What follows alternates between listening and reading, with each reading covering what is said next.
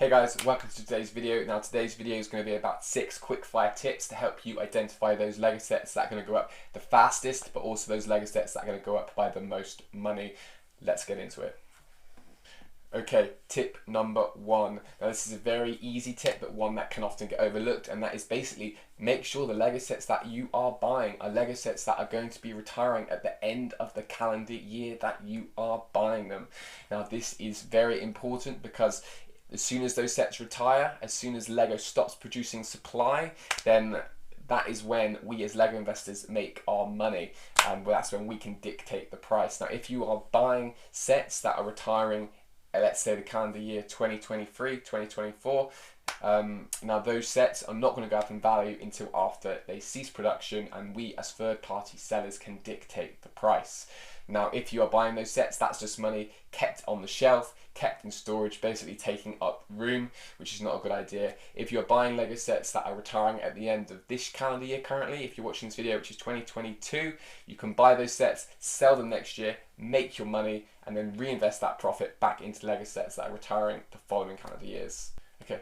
Tip number 2. Now tip number 2 is basically making sure that you are doing well-informed decisions. So when those retirement lists come out at the start of the year, you identify which sets you think are going to be winners and stick to those. Now obviously there's a cravat in that sometimes the retirement lists change, you obviously adjust to that, but basically the rule of thumb is when you see those retirement lists, identify the sets that are going to be winners, stick to those. Do not get caught up with the hype of some sets because these can often lead to being overhoarded. Do not just buy sets because they are suddenly got a massive sale on them and you don't know anything about them. Just stick to decisions that you've made at the start of the year of why those sets are going to do well. Okay, tip number 3. Now tip number 3 is basically using the data that is currently in front of us to assess supply and assess demand.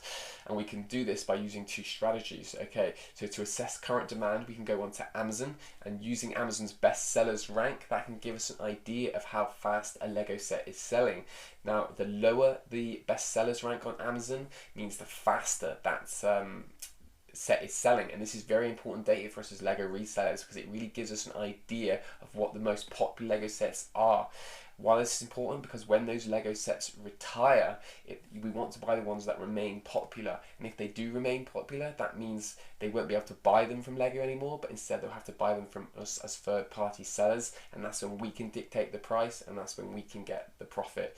If we're buying a Lego set that on Amazon has a very high bestsellers rank that isn't currently very popular, it's likely that popularity isn't going to change too much when the actual Lego set retires, meaning that it might be difficult to sell and maybe difficult to make money. So currently looking at the bestsellers rank is a really good tool to use. Now there are a couple cravats in that as well, that Amazon do not stock every Lego set. So as an example, they might have a Venom bust helmet on there and they might have Carnage on there. The thing is, because they can't sell Carnage, it would only be listed by third-party sellers, often for a higher price. So that's hard to really judge between those two with regards to the best sellers rank, because Venom might have a higher best sellers rank than Carnage, but that is because Carnage's price is higher. Now if Amazon stocked both those items and they were both the same price, then the best sellers ranks might be different. And cravat number 2 is that obviously Amazon will have sets on sale and sets that aren't on sale. Now it's very important to look at the best sellers ranks when the sets are listed both as on sale or both as RRP. Excuse me. This is because if the set's listed as, so let's look at the helmets again. Now, if say you've got the Darth Vader helmet, which is listed £60, and then you've got the Boba Fett helmet, which is listed, let's say, on sale for £40, and one has a much higher bestsellers rank than the other, this could be influenced by the sale price, not the actual demand for the set. So again, that's very important. So when you're looking at bestsellers rank, look at items that are listed at the same price or similar sale prices. So the second part of part 3 is looking at trying to assess current supply of a set. And this is very easy. All you want to do is go onto eBay, type in the set you're looking to sell in the future, your marketplace, so where you're going to try and sell it. So for me, that would be UK, and then quickly identify how many active sellers of that set are. Now why this is really important information for us, because it can give us a great indication of how over hoarded a set is. Now if you type in the set and it's got over 100 sellers already while that set is still in production, that is not a good sign. That even means that when that set does retire and when people, you know, start listing that set because they think they now want to get a premium, even more will go on, and you're going to be real competition to get that price point you want for that set and to make a good return on investment.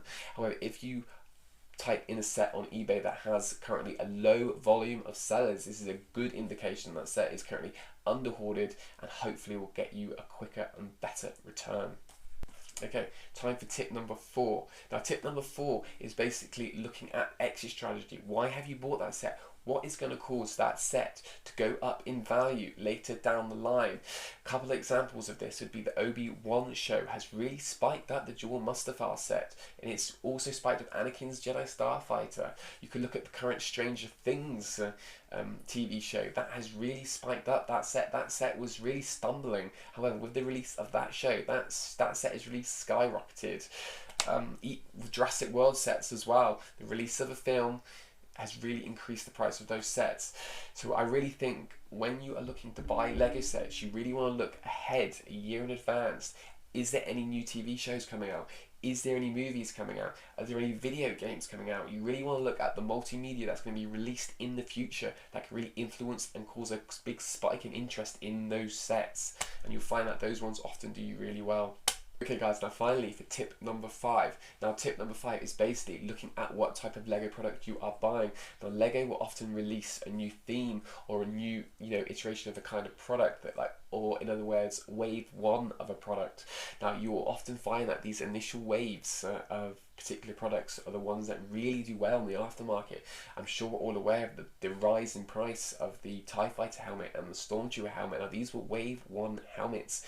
And the fact that Lego then releases wave 2 of the helmets, which are the ones on sale now, people then get these for birthdays, for Christmases, etc. And then they really want to go back and get those wave 1 helmets that they missed out on, or sorry, those wave 1 sets. So I always find that if Lego have suddenly released a new version of a product, then it's really important to try and buy that first version, because you know later down the line, when there's going to be second versions, third versions, people will always want those first versions. Speak a bit more to that, it would be Lego themes. Sometimes if a new Lego theme comes out, the first wave of sets in that Lego theme, again, you'll often find are the ones that always do the best.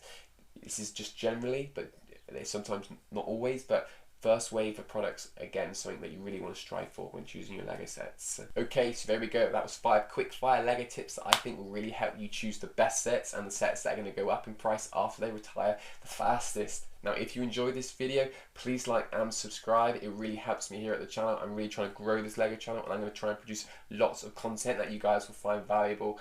Thanks for watching today, and I'll see you in the next one.